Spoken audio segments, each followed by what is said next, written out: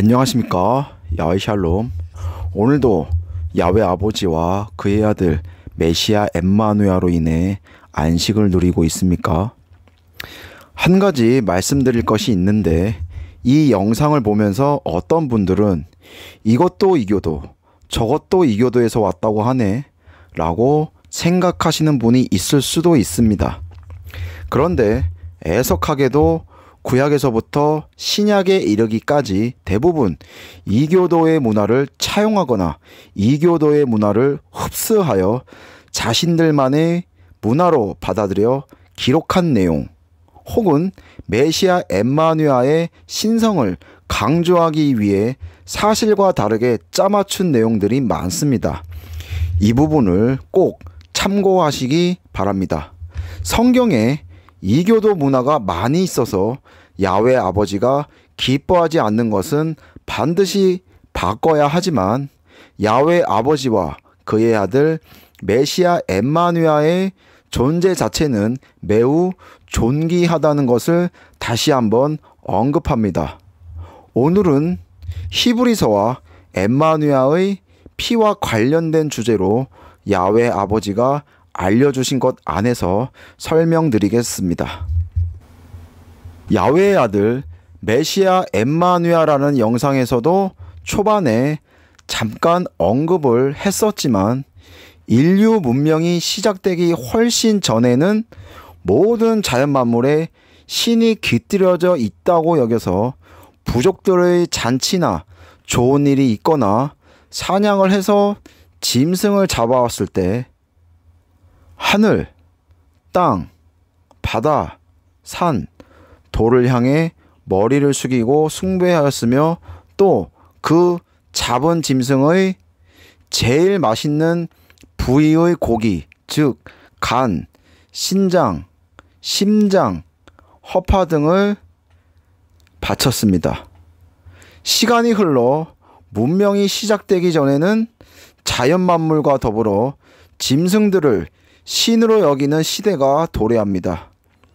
모든 자연 만물과 짐승에 신이 깃들여져 있다고 여긴 그 당시에는 위에서 언급한 내용뿐만 아니라 각 부족들이 신으로 섬기는 짐승들, 즉 곰, 소, 뱀, 이런 것들의 형상을 만든 것은 아니지만, 이런 짐승의 대가리와 가죽을 각 부족의 집안에 걸어놓고 짐승의 제일 좋은 부위를 핏째 올려 바쳤습니다.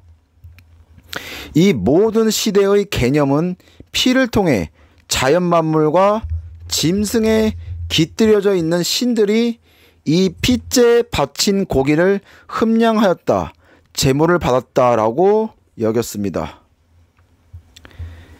인류 문명의 시작대인 기원전 4000년경에서 3000년경, 고대 이집트는 부족이 하나의 왕국으로 만들어지고, 고대 메소포타미아에서는 부족이 이룬 왕국이 각각 독립국으로서 존재하던 때에 그 이전부터 행해진 자연만물 숭배와 짐승을 숭배하는 문화가 그대로 이어지고, 이들 또한 모두 자신들이 믿는 신에게 짐승의 고기와 피가 섞여 있는 고기를 바치는 것과 짐승의 피를 바치는 것이 신성하게 여겨지게 됩니다.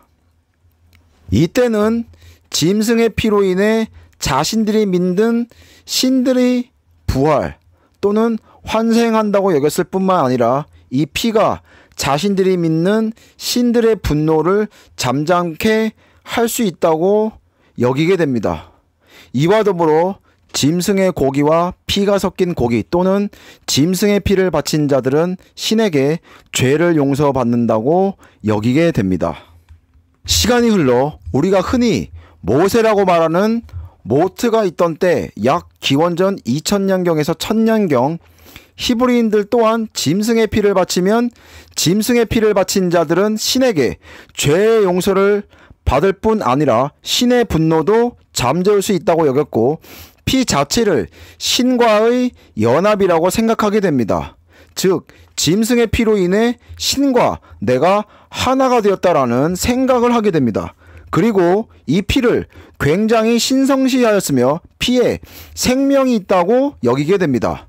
또한 중남미 지역 대표적으로 마야 문명 때도 짐승의 피를 바치고 짐승의 피를 바친 자들은 신에게 죄를 용서를 받았고 신의 분노를 잠잠케 할 수 있으며 피 자체가 신과의 연합이라고 여기고 짐승의 피로 인해 신과 자신이 하나가 되었다고 여겼습니다. 피를 굉장히 신성시 여기고 피에 생명이 있다고 여기며 피 자체를 하나의 매개체로 보았습니다. 그리하여 피가 없으면 신과 하나 될 수도 없고 교통이 되지 않는다고 여겼습니다. 이때는 짐승의 피와 더불어 사람의 피 또한 신성한 매개체로 여겼기 때문에 인신제사도 행해졌습니다. 사람의 피와 짐승의 피는 모든 자연 만물의 질서를 유지하는 신성한 매개체로 여겼고 또 이 사람의 피를 바침으로써 모든 부족이 풍요로워지고 정결해지며 더러운 불순물이 제거되고 죄를 용서받는다고 여겼습니다. 고대 그리스에서도 짐승의 피를 이용한 의식은 아주 중요한 종교적 의미를 가집니다. 신과의 교통, 신과의 연합으로 하나됨, 신성한 매개체로 여겨졌으며 신에게 보호를 받아 재난에서 피할 수 있다는 의미가 있었습니다. 또 죽은 자를 위한 장례의식 때 짐승의 피를 죽은 자에게 바쳐 부활, 환생의 의미를 가졌습니다. 당시에 숫소, 암소, 순양 등 흠이 없는 짐승을 바침으로 신에게 신성하게 바쳐졌고 자신들이 믿는 신에게 짐승의 부위를 태워 그 연기를 올려 바치고 그 고기는 의식에 참여한 사람들이 나누어 먹는 잔치였습니다. 이를 통해 신과 인간이 교통한다고 믿었습니다.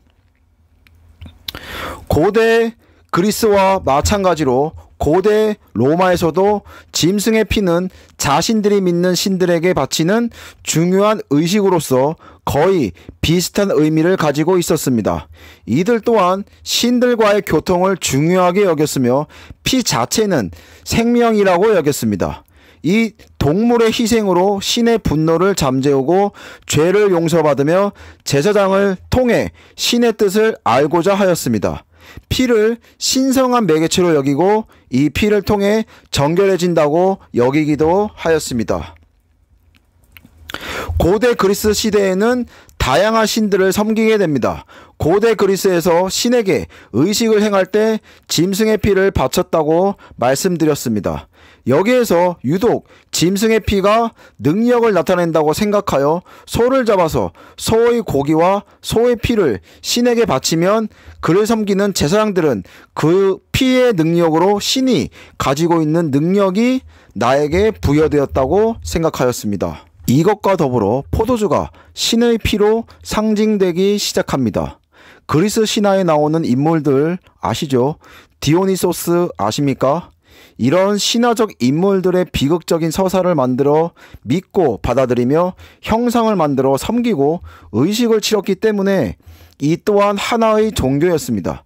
그리하여 저희는 이것을 디오니소스 신비 종교라고 하겠습니다. 왕족들과 귀족들과 부유한 자들과 높은 자들이 주로 신의 피를 마신다는 상징으로 포도주를 마시기 시작하였는데 이들은 신의 피를 마시는 자들로서 장수한다고 여겼습니다. 포도주, 즉 신의 피 자체가 나를 장수하게 한다는 개념이 생겨난 것입니다.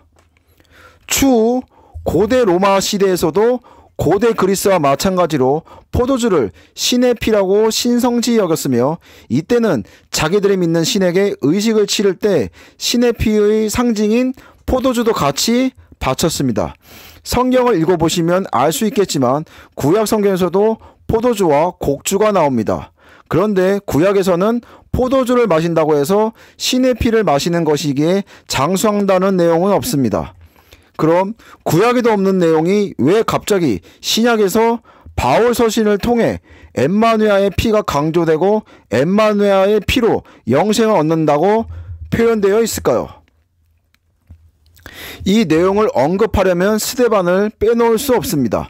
스데반은 이미 히브리인들에게 익숙한 고대 그리스의 디오니소스 신비종교, 즉 포도주가 신성한 신의 피라는 개념을 차용하여 메시아 엠마누아의 피로 인해 메시아 엠마누아를 믿는 자들이 야훼에게 담대히 나아갈 수 있으며, 엠마누아가 피를 흘림으로써 할례의 마침, 즉 율법이 완성되었기 때문에 메시아 엠마누아를 믿는 자들은 야훼와 화합이 이루어졌기에 더 이상 할례를 받을 필요가 없다는 것을 강조하기 시작합니다. 스데반과 그와 함께하는 집사들이 이 히브리서를 기록하게 됩니다. 기존 성경 사도행전 6장 5절에 보면 스데반과 6명의 집사 이름들이 나옵니다. 추후 니골라는 떠나고 나중에 아볼로라는 자가 합류하게 됩니다. 여기에서 말하는 아볼로는 고린도에서 바울과 만난 아볼로가 아닙니다. 동명이인입니다. 스데반과 집사들이 집필한 히브리서는 이 아볼로에 의해서 바울에게 전해지게 됩니다. 바울은 3년 동안 다소에서 시간을 보내면서 스데반의 영향을 많이 받습니다. 그리하여 스데반이 강조한 내용을 포함하여 바울이 또 하나의 교리를 체계화시키는데, 그게 무엇이냐면 메시아 엠마누아의 피로 죄사함을 받고 정결케 되었으며 구원받은 자는 새 피조물이 되었음을 교리화하게 됩니다. 또한 에베소서 1장 7절에 보면 우리가 그리스도 안에서 그의 은혜의 풍성함을 따라 그의 피로 말미암아 구속 곧 죄사함을 받았으니, 또 로마서 5장 9절에 그러면 이제 우리가 그의 피로 인하여 의롭다 하심을 얻었은즉 더욱 그로 말미암아 진노하심에서 구원을 얻을 것이니 라고 기록을 하게 됩니다.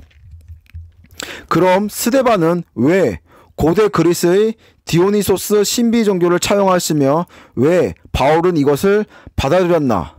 어쩌면 지금은 이해할 수 없는 생각일 수도 있지만 당시에는 메시아 엠마누아가 단지 보통 인간과 같이 죽었다면 야훼 아버지의 뜻과 계획함이 아니라고 여겼습니다. 이것은 야훼의 아들이 이 땅에 와서 피를 흘리는 희생으로 죽어야 야훼의 아들이 맞다고 본 것입니다. 즉, 이 신성한 야훼의 아들의 피가 모든 인류를 구원하였다는 것을 강조하기 위해서였습니다. 추후에 바울을 통해 포도주, 즉 엠마누아의 피를 통해 야훼와 연합하여 화합하고 하나가 되었으며, 엠마누아의 피로 영생을 얻는다는 개념을 차용하여 교리화시킵니다. 3년 동안 다소에 있으면서 교리화한 메시아 엠마누아의 피 교리를 엠마누아를 따르던 형제 자매들에게도 전파하며 알리기 시작합니다. 그럼 메시아 엠마누아를 따르던 형제 자매들과 야고보는 엠마누아의 피를 강조했을까요? 아닙니다. 엠마누아를 따르던 형제 자매들은 엠마누아의 피를 강조하지 않았고 오히려 야훼의 왕국과 새 계명 메시아 엠마누아의 존재를 더 강조하였습니다. 야고보는 위의 내용과 더불어 마음의 중심에서부터 나오는 삶 속에서의 좋은 열매를 강조합니다. 그러다가 요한, 게바는 나중에 바울의 영향을 받아 엠마누아의 피를 언급하기는 합니다. 요한일서 1장 7절에 보면 그가 빛 가운데 계신 것 같이 우리도 빛 가운데 행하면 우리가 서로 사귐이 있고 그의 아들 예수의 피가 우리를 모든 죄에서 깨끗하게 하실 것이요. 또 게바전서 1장 18절에 오직 흠없고 점없는 어린 양 같은 그리스도의 보배로운 피로 한 것이니라 라고 기록되어 있죠. 오늘의 내용은 메시아 엠마누아의 피가 중요하냐 중요하지 않냐의 문제가 아닙니다. 우리는 야훼 아버지와 그의 아들 메시아 엠마누아의 존재 자체를 사랑하고 믿고 받아들여야 함이 맞다고 생각되며 그의 어떤 행위나 그의 어떤 것에 대해 더 집중하는 것은 바람직한 신앙과 믿음이 아니라고 봅니다. 물론 야훼 아버지가 그의 아들 메시아 엠마누엘을 통해 이룬 사역은 사실이며 실제입니다. 그러나 우리는 메시아 엠마누엘의 피로 구원받은 것이 아니라 야훼 아버지의 생각과 계획으로 인해 이 땅에 온 그의 아들 메시아 엠마누엘 존재 자체를 받아들이고 믿고 사랑하게 되어 그로 인해 야훼의 아들들과 딸들이 되었다는 것에 집중을 해야 합니다. 야훼 아버지가 말하는 구원이란 그의 아들 메시아 엠마누엘로 인해 우리 모두가 야훼 아버지의 아들들과 딸들이 되었다는 것입니다. 오늘은 이것으로 야훼 아버지께서 알려주신 지혜와 지식에 대한 설명을 마치겠습니다. 영상을 보시고 깊이 고민하게 되실 형제자매 여러분에게 야훼 아버지의 사랑과 위로와 격려가 있기를 소망하며 항상 야훼 아버지와 그의 아들 메시아 엠마누엘로 기쁨과 안식과 평강을 누리시기를 소망합니다. 메시아 엠마누엘의 이름으로 사랑합니다. 감사합니다.